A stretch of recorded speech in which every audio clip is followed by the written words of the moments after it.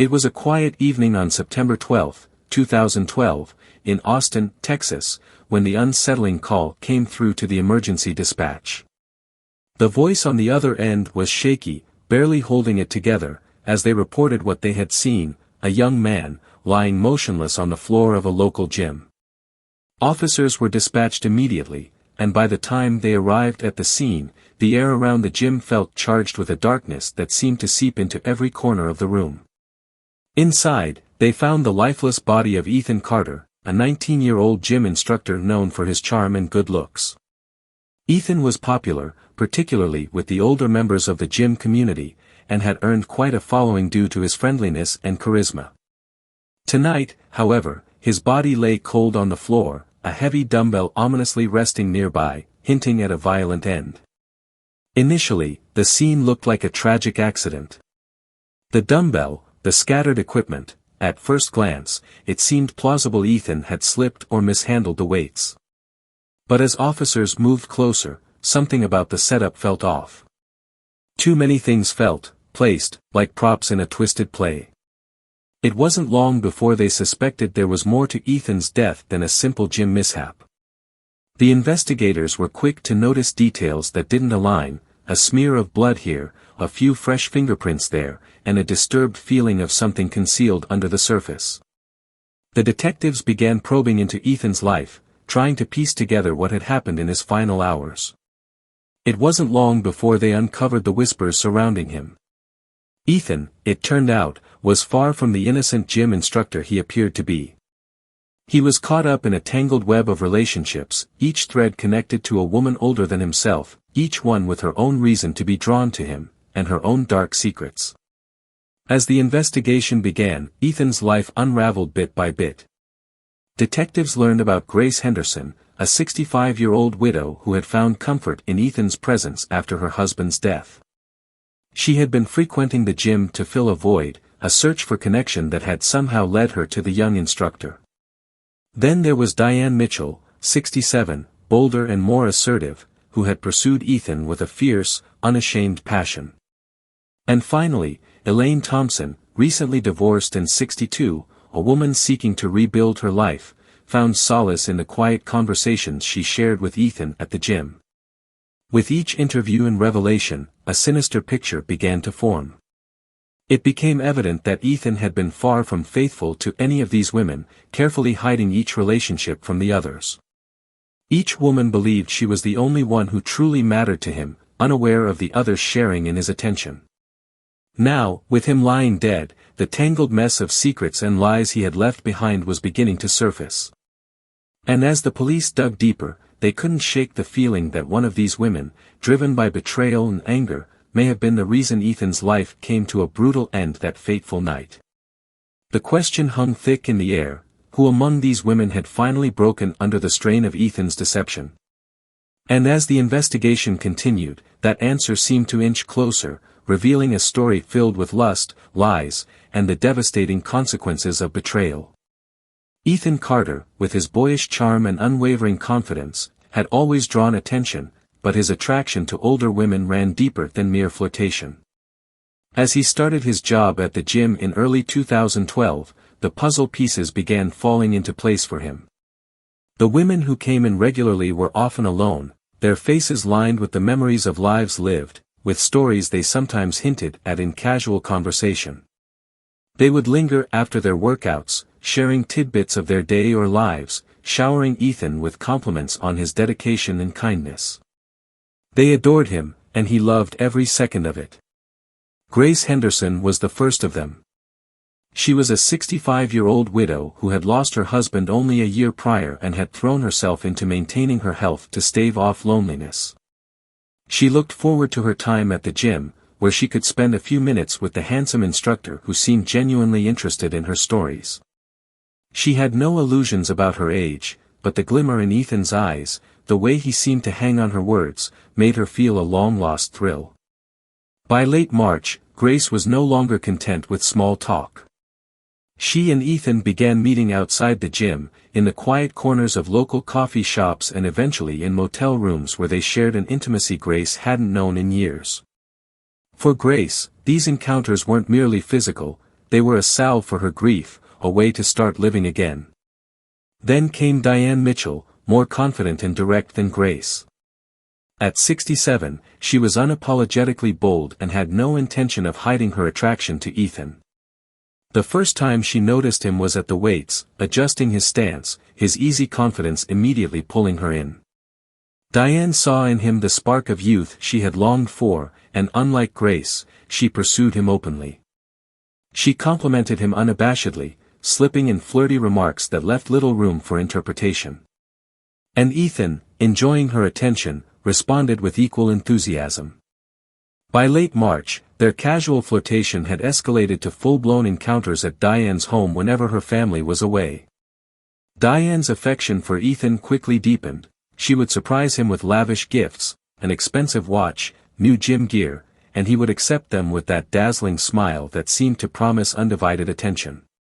For Diane, it was a heady experience, one she clung to desperately, sensing perhaps that she needed to hold him tighter to keep his focus. Elaine Thompson was different. At 62, recently divorced and newly vulnerable, she had joined the gym to rebuild herself after the emotional fallout of a failed marriage. At first, her connection with Ethan was the quietest of them all.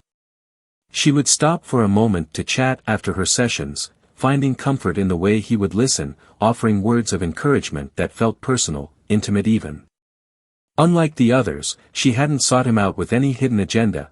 Instead, their conversations were casual, and her connection to him felt almost pure. By May, however, she was in deeper than she had anticipated, meeting him secretly, savoring the time they spent alone in secluded parks or at his small apartment. To Elaine, Ethan was a fresh start, someone who made her feel like life could be beautiful again, even if only in fleeting moments. Ethan had learned to juggle these three relationships with a certain finesse. He met with Grace at discreet motels late at night, careful to leave no trace of their encounters. With Diane, it was more daring, her house in the middle of the day, a quick thrill stolen behind closed doors, intensified by the possibility of being caught. And with Elaine, it was hushed, hidden in quiet corners and under the cover of darkness. Each woman, unknowingly competing with the others, was captivated by his charm, each convinced she held a unique place in his life. But as his entanglements deepened, the risks multiplied. Ethan's secret life became a balancing act of careful lies, precisely timed rendezvous, and guarded promises. With every passing week, he felt the weight of his deception growing. Each woman wanted more of his time, more of his affection, and more certainty about their place in his life. And while he enjoyed the thrill of sneaking around, he was beginning to sense the shifting dynamics. The spark of jealousy and possessiveness was starting to show, and he couldn't ignore the tension that was building beneath the surface. By midsummer, the intensity of the women's attachment to him had become undeniable. Grace would linger longer after each meeting, hinting at a desire to be nearer, to share more of her life with him. Diane's demands grew sharper, she would question him, pressing for reassurance that she was the only one. Elaine, meanwhile, felt a stirring dependence on his presence, believing more and more in the illusion of a genuine connection. For Ethan, it was a game he thought he could control, a web he believed he could navigate without consequence. But he was wrong. In the warm Austin summer, under the guise of secrecy and shadow, the seeds of betrayal and tragedy were quietly taking root, ready to shatter the precarious world he had so carefully crafted. By July 2012, the precarious balance Ethan Carter had carefully maintained with each woman was beginning to show cracks. The quiet intimacy he had once offered each of them was turning into something far more complicated. Each woman, in her own way, had grown more possessive, more insistent on occupying a larger part of his life. And as their desires intensified, so too did their demands and suspicions. Ethan, for all his confidence, was beginning to feel the weight of his lies bearing down on him. Grace Henderson had been the first to feel the shift. At 65, Grace had lived a life grounded in loyalty, and she cherished the moments of closeness she shared with Ethan. Yet lately, he had grown more distant. He would reschedule their meetings or cut their conversations short, offering excuses that never quite sat right with her. In the quiet hours after their encounters, Grace would replay every word, every glance, sensing that something was slipping away. For the first time since she had lost her husband, Grace was falling for someone, falling hard. The thought of losing Ethan, this spark in her life, was unbearable. She had begun to imagine a future with him, a life where they could be together more freely. She had even dared to consider moving closer, foolishly picturing a world where age and circumstance didn't matter, where she could be with Ethan without secrecy or shame. Meanwhile, Diane Mitchell was grappling with her own insecurities. Unlike Grace, Diane was bold and direct. She had always been one to take what she wanted, unafraid of consequences. But Ethan's newfound distance was unmistakable, and it gnawed at her pride.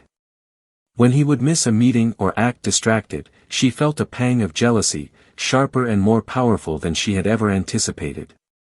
Her feelings of possessiveness toward Ethan bordered on obsession, and she found herself doing things she had never imagined, checking his schedule, showing up at the gym unannounced, all in the hope of confirming that he was hers and hers alone. To hold his attention, Diane showered him with expensive gifts, each one a physical manifestation of her desire to keep him close. A watch, high-end gym equipment, designer clothes, all symbols of her willingness to invest in their relationship, regardless of the cost. To her, their relationship wasn't just a thrill, it was a commitment, one she intended to preserve at all costs. Elaine Thompson, on the other hand, was consumed by a more subtle kind of longing. She was the quietest of the three, but her feelings for Ethan had become no less intense. Recently divorced and still emotionally vulnerable, Elaine found a kind of solace in their hidden meetings, a secret she could cling to amid the chaos of her shattered marriage. But by July, her attachment to him had deepened into something she could no longer ignore. Ethan had a way of making her feel special, valued, like she mattered again in a way that her ex-husband had never done. She began craving his presence more and more, each rendezvous an escape from the loneliness that threatened to consume her. For Elaine, Ethan represented a fragile hope for a new beginning, and she could feel her heart slipping further and further into dangerous territory. While Ethan reveled in the attention each woman lavished on him, he couldn't ignore the growing tension. It became a game of delicate maneuvers and skillful lies, an intricate dance to ensure none of the women discovered the truth. He would meet Grace in the evenings, cherishing the calm she offered. His encounters with Diane were more unpredictable, marked by a heated passion that often left him feeling breathless. And with Elaine, he found himself enjoying the quiet escape she provided, a refuge from the chaos he had created. Yet, as July drew to a close, his grip on the situation began to falter. Each woman was asking for more time, more attention, more commitment. They were no longer satisfied with stolen moments and whispered promises. Grace's increasingly emotional attachment, Diane's fierce jealousy, and Elaine's deepening dependence were like ticking time bombs, primed to explode. And Ethan, caught up in the thrill of his deception, failed to see the warning signs. He believed he was in control, that he could continue this double life indefinitely. He convinced himself that each woman needed him too much to walk away, that they would never suspect the truth. But the seeds of doubt had already been planted, and the women's lives were beginning to intertwine in ways he could never have foreseen. In the dim light of the approaching August evenings, a storm was brewing, fueled by the simmering jealousy and unresolved longings of the three women he had carelessly ensnared. As each of them grappled with her own suspicions and insecurities, the delicate web Ethan had woven was about to unravel, and none of them would emerge unscathed. The question was no longer if the truth would come out, but when, and what kind of destruction would follow in its wake. August had settled heavily over Austin, and with it, a sense of unease took hold of Grace Henderson. Weeks had passed since she'd last felt the familiar warmth in Ethan's gaze, the tenderness she'd come to rely on. She knew something had changed. The careful balance of his affection seemed to shift, and Grace couldn't shake the suspicion gnawing at her. So, on the evening of August 15th, after a long day of anxious thoughts, Grace decided to pay an unexpected visit to the gym. It was late, well past the time Ethan usually finished up, but she hoped he might still be there, catching up on paperwork or tidying up for the next day. As she approached, the faint glow of lights from within filled her with anticipation. She imagined his surprise, the way his face would light up upon seeing her. Yet as she opened the door and stepped inside, the scene she encountered was nothing like the quiet reunion she'd pictured. Inside the dimly lit gym, she froze, her breath catching in her throat. Ethan was not alone. Across the room, he stood close to Diane Mitchell, their heads bent together in a moment of unmistakable intimacy. Diane's hand rested on his arm, and they exchanged soft laughter, a shared secret passing between them. Grace's chest tightened as she realized that everything she believed about her relationship with Ethan was an illusion. Her mind raced, the shock slowly giving way to a surge of anger and humiliation. How had she not seen it? How could he have deceived her so thoroughly? She'd thought she was special to him, that he truly cared. But now, watching him with Diane, it was clear she had been nothing more than a fleeting distraction. Fury rose within her, tempered only by the deep, aching sadness of betrayal. She watched for a moment longer, paralyzed by disbelief, before turning and slipping back out of the gym, her thoughts churning. The walk home felt endless. Each step brought with it a new wave of pain, a deeper understanding of the lies she had unwittingly accepted. Ethan had used her, led her to believe she mattered to him, only to discard her when it suited him. The feelings of humiliation were quickly overtaken by a burning anger, a rage that simmered just beneath the surface. Grace's mind spiraled, unable to quiet the relentless drumbeat of hurt and anger. By the time she reached her doorstep, a resolve had hardened within her. She would confront him, demand answers, and force him to admit the truth. The next day, Grace waited for Ethan to come by her home. When he finally arrived, looking as if he hadn't a care in the world, she held nothing back. The air between them turned icy as she unleashed her fury, accusing him of deception, of stringing her along, of betraying her trust. Her words came in a torrent, each one dripping with pain and anger. But Ethan, cool and unflinching, didn't offer apologies or explanations. Instead, he looked at her with an expression she had never seen before, one of indifference, almost cruelty. His voice was flat, detached, as he confessed without hesitation. Yes, he had been seeing Diane. Yes, he had been involved with others, and no, their relationship meant nothing more to him than a thrill, a game. To him, Grace was just another in a long line of conquests, nothing more than a momentary amusement. The words cut her deeply, each one a knife twisting in her heart. She had believed in him, believed that their bond was something special. She had seen a future with him, foolish as it seemed now. And here he was, dismissing her feelings, her hopes, as if they were meaningless. Her heartbreak quickly turned to blinding rage, a fury that pulsed with each beat of her heart. Without another word, she turned away from him, slamming the door as he walked out of her life. But the pain lingered, festering in the pit of her stomach. It was a betrayal she couldn't ignore, a hurt that would not fade. And as the hours passed, her anger only deepened.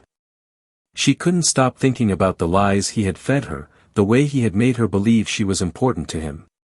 She couldn't bear the thought that he had treated her as disposable, that he had likely done the same to others without a trace of remorse. As the days wore on, Grace's anger began to twist into something darker. She couldn't forget the look on his face, the cold way he had disregarded her emotions. She felt humiliated, reduced to a shadow of the woman she had once been. And with each passing day, her resentment grew stronger, more consuming. In her mind, the image of Ethan's indifferent expression haunted her, fueling her need for some kind of justice, some form of retribution. And so, unbeknownst to Ethan, the betrayal he had so carelessly inflicted had set off a chain reaction he could never have anticipated. A storm was gathering within Grace, one that would bring with it consequences he would never see coming. By early September, Grace Henderson's once gentle heart had become a cauldron of seething rage. The quiet, dignified woman who had once sought comfort and meaning in Ethan Carter's presence had vanished, replaced by someone consumed with thoughts of retribution. She couldn't sleep, couldn't find solace in anything but the vision of him finally understanding the depth of pain he'd inflicted on her. For days, she played out different scenarios in her mind, each one a carefully crafted moment of reckoning. The final straw came on the night of September 12th, when she decided she could wait no longer. That evening, she waited outside the gym, hidden in the shadows as dusk gave way to darkness.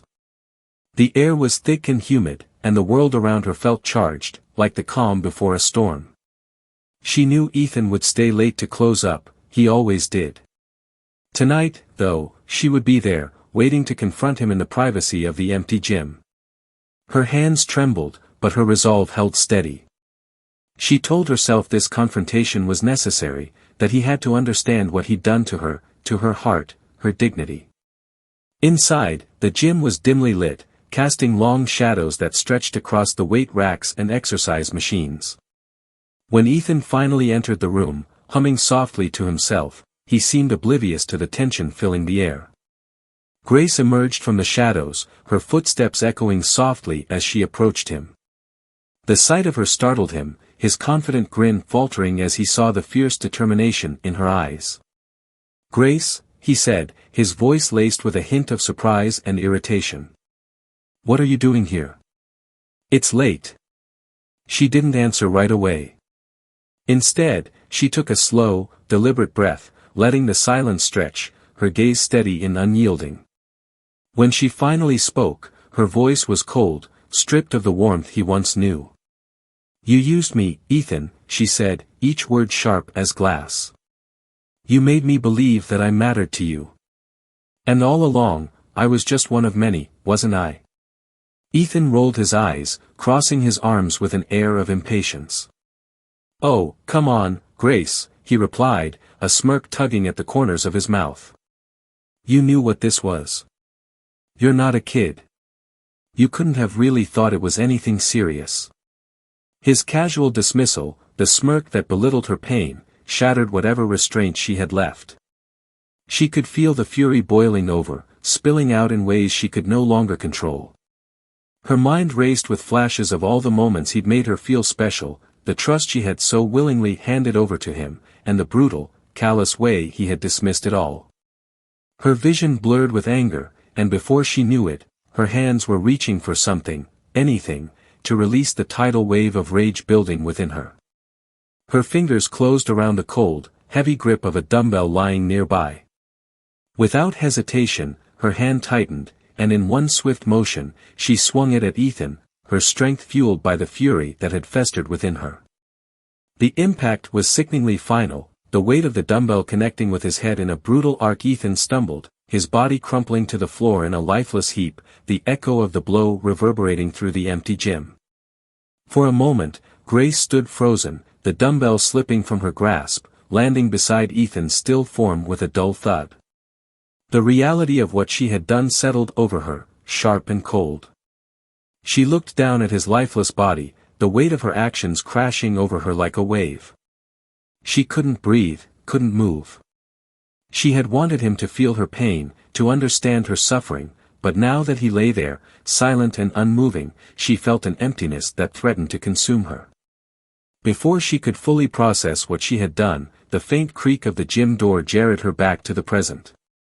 She turned, heart pounding, as she saw Elaine Thompson standing in the doorway, her face draining of color as she took in the horrific scene before her. For a moment, Elaine was frozen, her eyes wide with terror, unable to tear her gaze away from Ethan's body lying sprawled on the floor, blood pooling beneath his head. Without a word, Elaine turned and fled, her footsteps echoing down the hallway as she disappeared into the night. Grace's mind raced as she watched her go, the icy grip of fear settling into her bones. Elaine had seen everything. And now, Grace was left standing alone in the dimly lit gym, her hands still shaking, the enormity of her actions pressing down on her like a crushing weight. Realizing she had no time to waste, Grace snatched her phone from her pocket and dialed Diane Mitchell. Her voice was barely above a whisper as she recounted, in frantic detail, what had happened, her words tumbling out in a breathless rush. Diane, understanding the gravity of the situation, promised to come immediately. Minutes later, Diane arrived, her face grim as she took in the scene. They stood together over Ethan's body, a silent understanding passing between them. They both knew what had to be done. To protect themselves, they needed a plan, a way to shift the blame away from themselves and onto Elaine, who had fled the scene. Together, they worked quickly, wiping down any evidence that could tie them to the crime. They staged the scene carefully, planting subtle clues that would point to Elaine, casting her as the prime suspect. When they finally left the gym, Ethan's body remained, a silent testament to the consequences of betrayal, his death marking the beginning of a dark and twisted cover-up that neither woman could escape. But as they disappeared into the shadows of the night, neither Grace nor Diane could foresee the avalanche of consequences their actions had set in motion. The truth, as they would soon discover, had a way of surfacing, no matter how deeply they tried to bury it.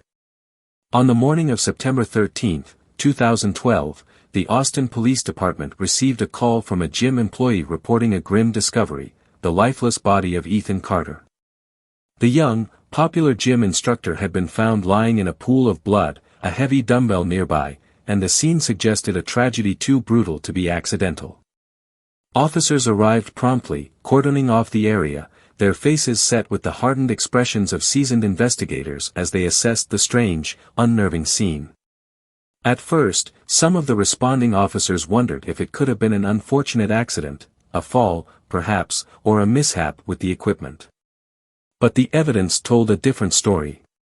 Ethan's injuries were inconsistent with a simple accident, and the positioning of the dumbbell, the traces of blood spatter, and subtle signs of a struggle pointed towards something far darker. The more they examined the scene, the clearer it became, this was no accident. Ethan had been murdered, and it had been deliberate. The detectives assigned to the case, Detective Mason and Detective Ruiz, began by interviewing the people closest to Ethan. They talked to his coworkers, gym members, and a few close acquaintances, trying to piece together his final hours. The detectives quickly realized that Ethan's life was far more complicated than it had appeared. He wasn't just a fitness instructor who kept to himself, he had been involved with multiple women, each relationship secretive and layered with emotional complexities that seemed to go deeper than mere flirtation. Grace Henderson, Diane Mitchell, and Elaine Thompson soon became the center of the detectives' attention. Each woman had an alibi they struggled to maintain, each carrying a mix of shock and barely concealed unease when asked about Ethan.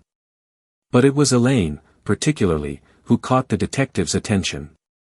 Witnesses reported seeing her near the gym the night before, and her behavior during questioning was erratic. She seemed anxious, fumbling over her words as she tried to explain why she had been at the gym so late. Her story was inconsistent, shifting each time Detective Mason pressed her for details. Meanwhile, Grace and Diane were cooperative, appearing visibly distressed but firm in their insistence that they knew nothing of the murder. The two women made a point to direct subtle suspicions toward Elaine, each describing her recent behavior as unstable and erratic. Grace even suggested that Elaine had been unusually possessive of Ethan lately, dropping hints that their relationship might have soured, potentially to a dangerous degree. Diane nodded in agreement, her expression carefully composed, as if reluctantly backing up Grace's story. This narrative planted a seed of doubt in the detectives' minds, a suspicion that perhaps Elaine had become unhinged and violent. As the investigation progressed, Detective Ruiz uncovered some troubling details. Security footage from a nearby building had captured parts of the gym's entrance that night. While the footage didn't show the exact moment of the murder, it did reveal something critical: Grace entering the gym shortly before Ethan's death, and then Elaine fleeing in a panic soon afterward. The sight of Elaine's hurried departure added weight to the suspicions cast by Grace and Diane. Yet, Detective Mason felt that something didn't add up. The story seemed too neat, too well coordinated, as if pieces had been arranged just so. Just when the detectives thought they had all the information, an unexpected witness stepped forward, the gym's overnight cleaner. He had been in the restroom during the confrontation between Ethan and Grace, staying silent out of fear as the argument escalated. The cleaner described hearing voices raised in anger, he had clearly recognized Grace's voice, demanding answers, accusing Ethan of betrayal. Then, he heard a loud, sickening sound, followed by silence. The cleaner's testimony threw a wrench into Grace and Diane's carefully constructed narrative. Detective Mason's instincts flared. This wasn't the act of a woman who had simply lost control. Grace's actions, as described by the cleaner, had a calculated edge to them, a simmering fury directed at Ethan, possibly premeditated. And as more details surfaced, the detectives found themselves questioning every statement Grace and Diane had given. The final piece of the puzzle came when forensic tests revealed traces of Ethan's blood on Grace's clothing. This detail, paired with the cleaner's testimony in the security footage, began to unravel the web of deception that Grace and Diane had woven. The evidence was mounting, each discovery peeling back the layers of their lies. Detective Ruiz, piecing together the timeline, began to suspect that Diane had been more involved than she let on. Her cooperation with Grace suggested a conspiracy, a mutual desire to frame Elaine for the crime they had committed. By the end of September, the detectives were ready.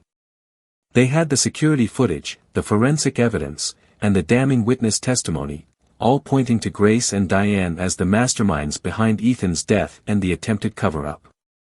The two women were brought in for questioning once more, this time faced with the overwhelming evidence of their involvement. Grace's calm exterior began to crack, and under the relentless pressure of the detectives, she finally broke down, confessing to her role in Ethan's murder. Diane, however, remained silent, her face a mask of stone as Detective Ruiz read out the charges against her. Yet her silence spoke volumes. The desperation and fear that had once driven her to conspire with Grace were now replaced by the cold reality of what they had done. They had crossed a line, taken a life in a fit of rage and betrayal, and attempted to twist the narrative to suit their needs. But justice, as they now understood, could not be so easily manipulated. As the detectives left the interrogation room, they knew the case was all but closed. The truth had surfaced, despite every effort Grace and Diane had made to bury it. By October, the chilling tale of Ethan Carter's murder had swept through Austin, capturing the attention of the community and beyond. The news of two elderly women, Grace Henderson and Diane Mitchell, standing accused of conspiring to kill a 19-year-old gym instructor had sparked a media frenzy. The whispers of jealousy, betrayal, and vengeance turned the trial into a spectacle, with everyone eager to understand how two women so seemingly unassuming could be implicated in such a grisly crime. The prosecution was well prepared. Led by District Attorney Laura Myers, the case against Grace and Diane was meticulously organized, the evidence laid out in a sequence that painted a damning picture of premeditation and malice. From the outset, the prosecution's strategy was clear, to demonstrate that Grace, driven by rage upon discovering Ethan's deception, had murdered him in a fit of passion, and that Diane had willingly helped her cover it up, conspiring to frame Elaine Thompson to protect themselves. The trial began with the prosecutor's opening statement, a sharp and unsparing narrative that set the tone for the weeks to come. Myers described the crime as a cold-blooded act of retribution, a crime born from the destructive power of betrayal and unchecked jealousy. She painted Grace as a woman whose emotions had spiraled into fury, who had been unable to bear the truth about Ethan's lies. Diane, Myers argued, was complicit from the moment Grace made her call after the murder, assisting in a plan to shift blame to an innocent woman, a friend who had been manipulated and betrayed by them both. Witnesses were called to testify, each piece of testimony adding a new dimension to the story. Gym employees spoke of the dynamics between Ethan and the women he interacted with, mentioning how the older gym members had always been more taken with him than his peers. They described how Grace, Diane, and Elaine all had seemed captivated by the young man, with Grace and Diane, in particular, appearing deeply invested in his attention. Their testimonies highlighted the competitive undercurrent that had likely fueled the possessive feelings Ethan's relationships had stirred in the two women. Elaine Thompson took the stand with a fragile, haunted expression. Her voice shook as she recounted the night she stumbled upon Ethan's body, her horror palpable as she relived the shock and panic of that moment. She described the confusion and disbelief that had followed, how she had initially blamed herself for not seeing through Grace and Diane's lies sooner. Her testimony was punctuated by moments of quiet devastation as she described the trust she had placed in them, only to realize she had been manipulated. One of the prosecution's most powerful moments came when they played the security footage from the night of the murder. The grainy video showed Grace entering the gym, a figure filled with purpose, and then Elaine's hurried exit shortly after the crime. Combined with the cleaner's testimony, his account of hearing Grace's angry confrontation with Ethan, followed by the sickening sound of the fatal blow, the evidence was nearly insurmountable. But the final blow came when forensic experts detailed the traces of Ethan's blood found on Grace's clothing, linking her directly to the scene in a way that left little room for doubt. The defense, led by attorney Samuel Green, attempted to redirect the narrative. They portrayed Grace as a woman who had been manipulated by her emotions, arguing that the crime was not premeditated but instead a crime of passion. Green described Grace as someone deeply affected by Ethan's betrayal, a vulnerable woman whose grief and loneliness had been exploited by the young man's cruel games.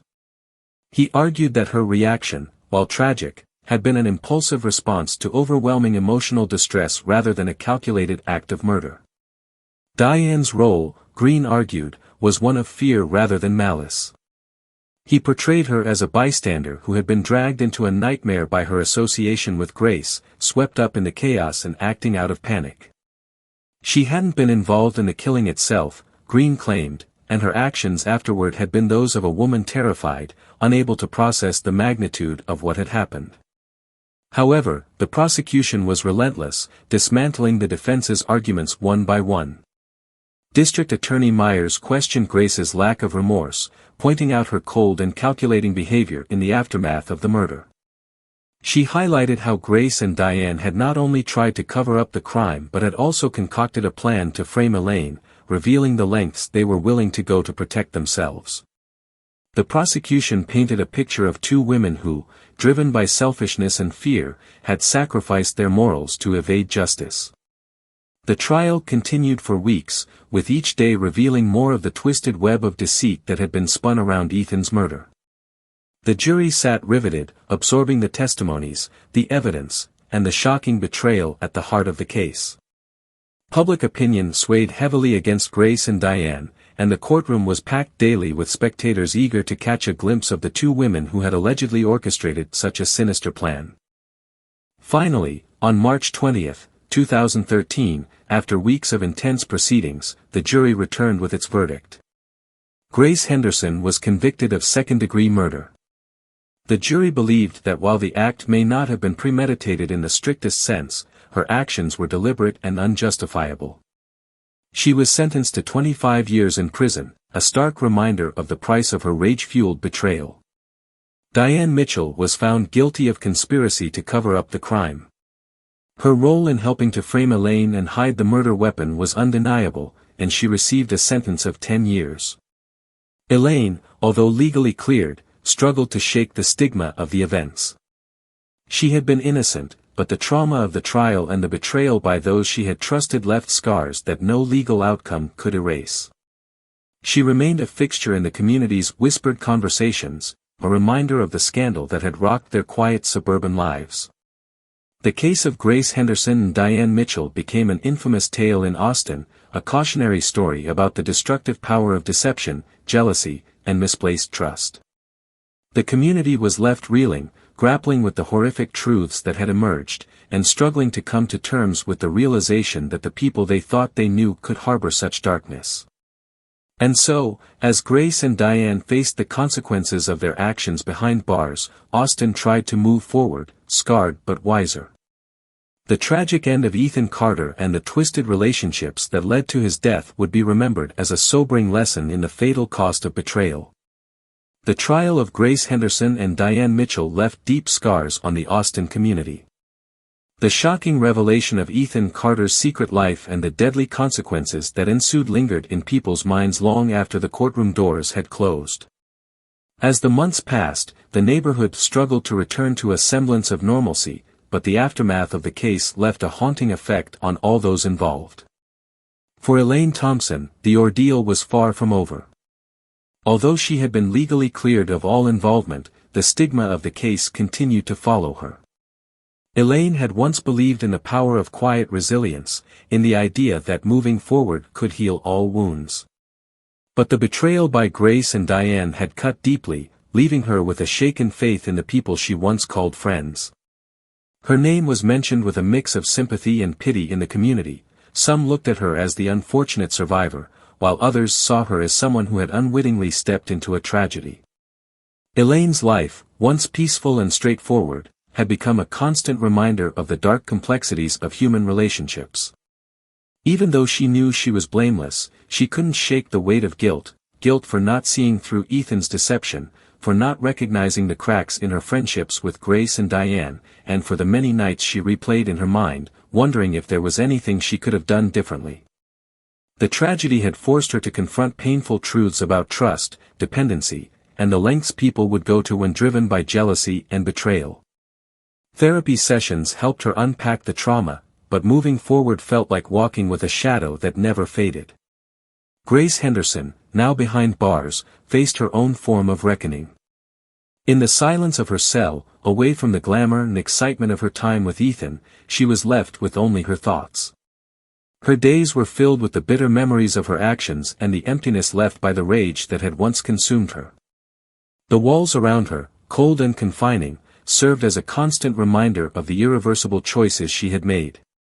The community she had been a part of for decades had turned its back on her, and she was left with no one but herself to confront.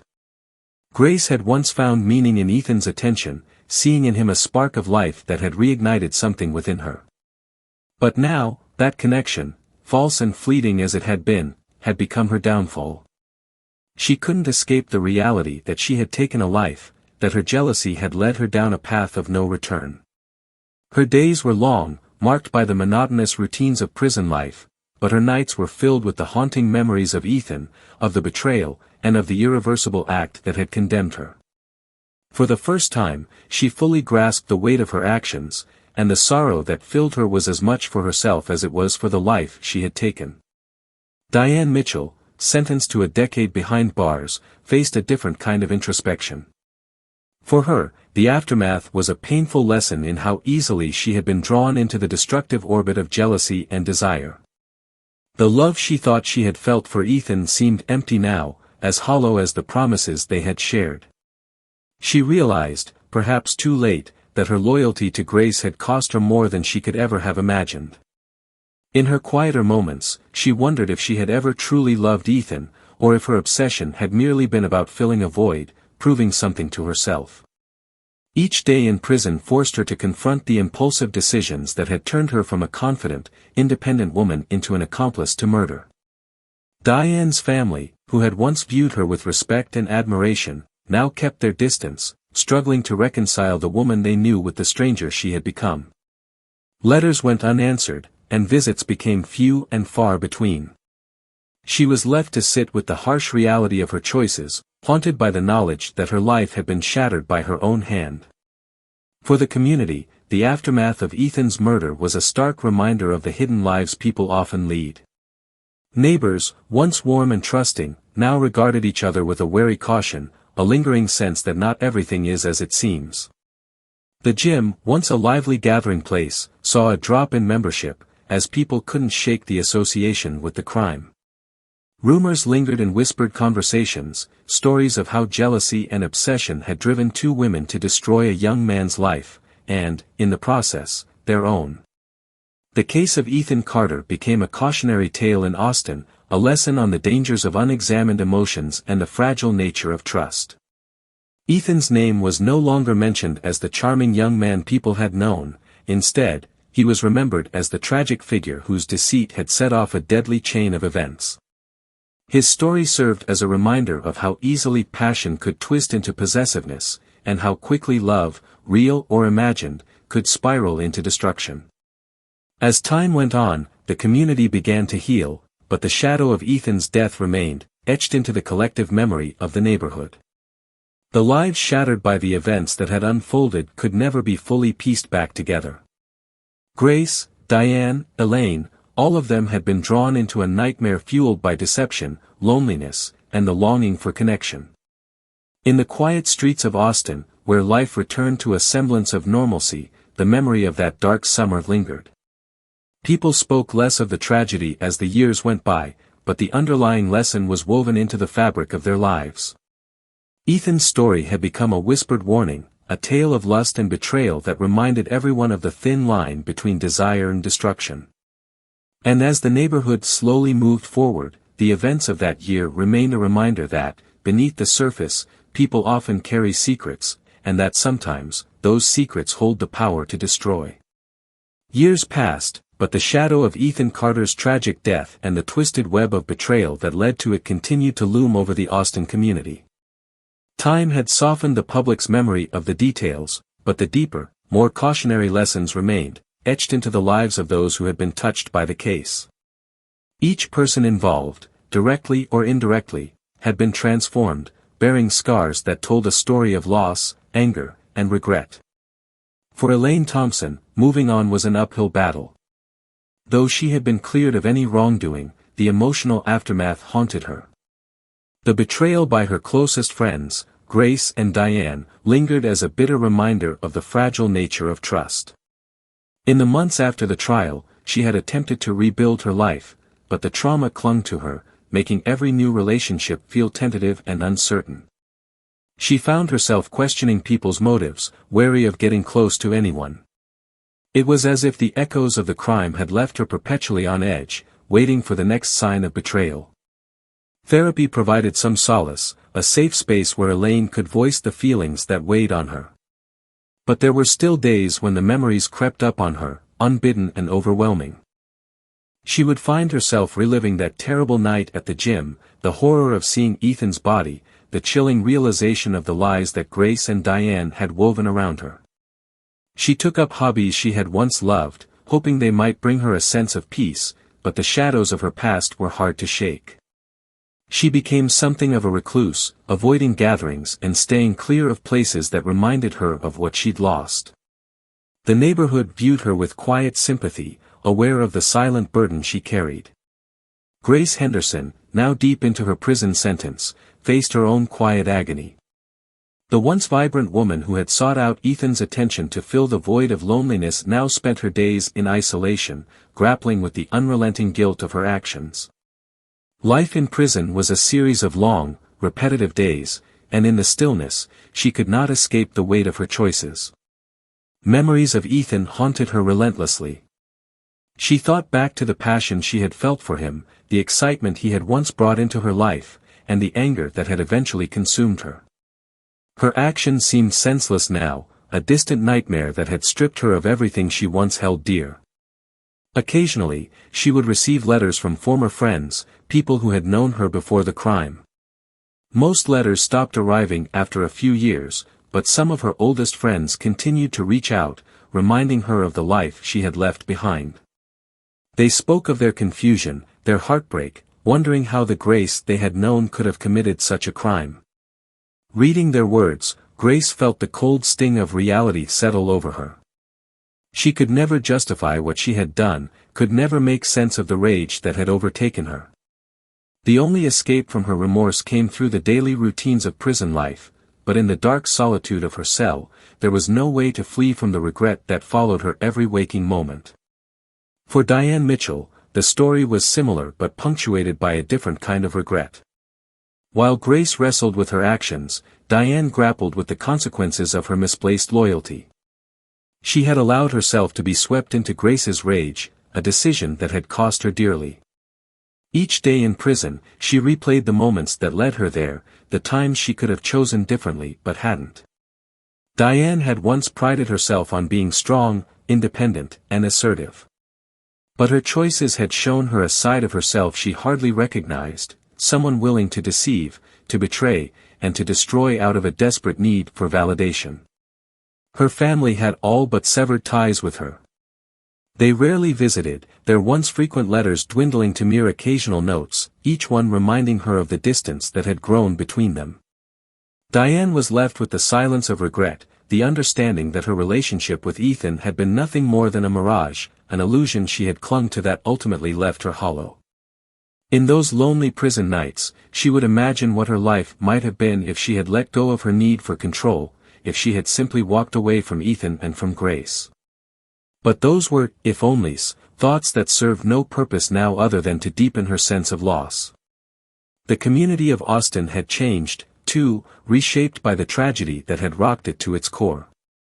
Neighbors who had once gathered freely now met each other with a cautious politeness, aware that the warmest of smiles could conceal dark secrets. The gym, once a vibrant hub of the neighborhood, never fully recovered.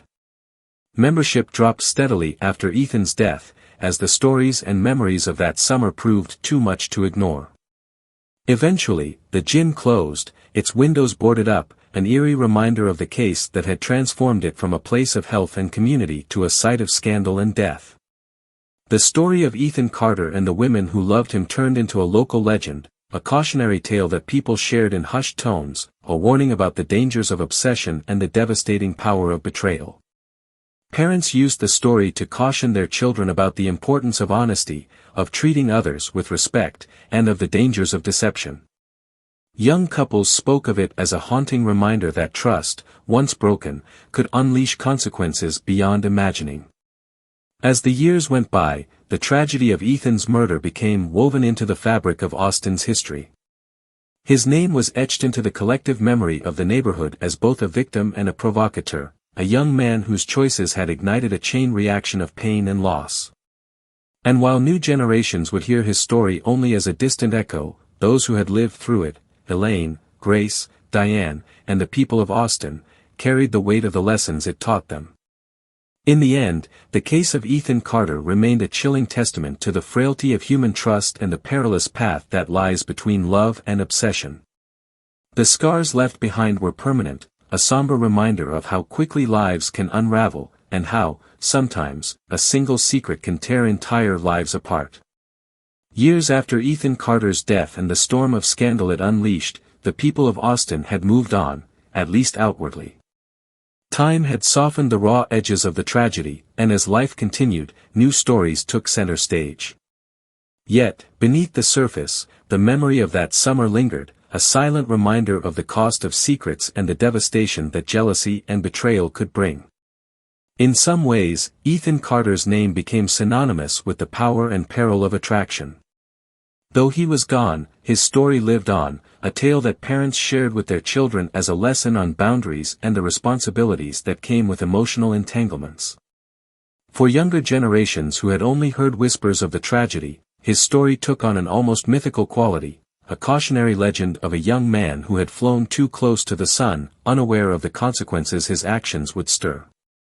But for Elaine Thompson, the story was far more than a cautionary tale, it was a reality she continued to live with every day. Now in her 60s, Elaine had finally managed to piece together a semblance of peace, though it had been a long and arduous journey. Therapy, time, and the support of a few close friends had helped her begin to heal, but she would never forget the betrayal by those she had once called friends. In moments of quiet, she would reflect on the naivete that had left her vulnerable, the blind trust she had extended to Grace and Diane. The experience had hardened her, taught her to guard her heart more fiercely. She moved forward with a renewed sense of self-preservation, though it was tinged with a sadness that her former self, a trusting, hopeful person, was now a distant memory. Grace Henderson, once vibrant and hopeful, had been transformed within the gray walls of her prison cell. Time and regret had softened her defiant spirit, leaving a woman haunted by the choices that had led her to take a life. Grace was now in her 70s, her hair grayed and her once energetic demeanor faded. The anger that had once burned within her, blinding her to the consequences of her actions, had long since turned to remorse. In the solitude of her prison life, Grace spent countless hours revisiting the memories that had fueled her rage, wishing she could take back those moments of fury that had destroyed both Ethan's life and her own. She had lost everything, her freedom, her dignity, her friends, and as she neared the end of her sentence, she found herself wondering if there was any chance of forgiveness, from herself or from the world she had betrayed. Diane Mitchell, too, had aged within the confines of prison, her once bold personality dulled by years of regret and isolation. She reflected often on her role in the crime, the decisions made in fleeting moments that had ultimately cost her everything. The passion she had felt for Ethan seemed foolish and hollow now, and she struggled to understand the person she had been when she had followed Grace into a spiral of jealousy and anger. Diane was haunted not only by Ethan's death but by the trust she had so recklessly violated in her desperation to feel valued. Her family had all but abandoned her, and her time in prison was filled with an aching loneliness. In her own way, Diane came to understand the damage that unchecked desire could cause, and with each passing day, she faced the heavy weight of her choices. The gym where Ethan had worked remained empty, a decaying relic that symbolized the broken lives left in the wake of his death. Eventually, the property was sold and renovated, transformed into a community center. The building's new purpose was to foster connections and provide a safe place for the people of Austin, a place that stood for growth and healing. For many in the neighborhood, the center became a positive space, a way to finally let go of the shadows of the past, even as they carried the memories of that tragic time within them. Austin's community had changed subtly but unmistakably. The people, once easygoing and open, now approached relationships with a cautious awareness, the memory of Ethan's story ever present in their minds. They spoke of the events in passing, always with a quiet sadness, acknowledging the mistakes made, the lives lost, and the trust that had been shattered. Those who had been close to Grace, Diane, and Elaine felt the sting of betrayal on a personal level, a reminder that even the closest friends could carry hidden motives. For those who had witnessed it firsthand, the story of Ethan Carter was more than a scandalous tale of lust and revenge. It was a solemn reminder of the consequences of unrestrained passion, the fragility of trust, and the dangerous potential of betrayal. The once gossip-fueled stories faded with time, but the lessons remained. People became more careful, more aware of the complexities that could lie behind seemingly simple relationships. As the years stretched on, the tale of Ethan, Grace, Diane, and Elaine evolved into a local legend, a piece of Austin's history that would never truly be forgotten. Parents cautioned their children about the dangers of jealousy and the importance of respect in relationships. Friends, once so eager to share secrets, learned to cherish trust, aware of how quickly it could unravel. And for those who had been closest to the tragedy, life would never quite return to what it had once been. They had all been changed, marked by the darkness that had briefly enveloped their community. And so, in the quiet evenings of Austin, when the day's activities faded and the night grew still, the people carried with them the unspoken reminder of that summer, a lesson that love, desire, and betrayal could become deadly when left unchecked. The town, with its streets, its homes, and its people, would carry that truth forward, quietly warning each new generation to tread carefully in matters of the heart. For in Austin's quiet heart, the story of Ethan Carter would forever echo as a cautionary tale of the human soul's depths, both bright and shadowed, in a lesson as enduring as time itself.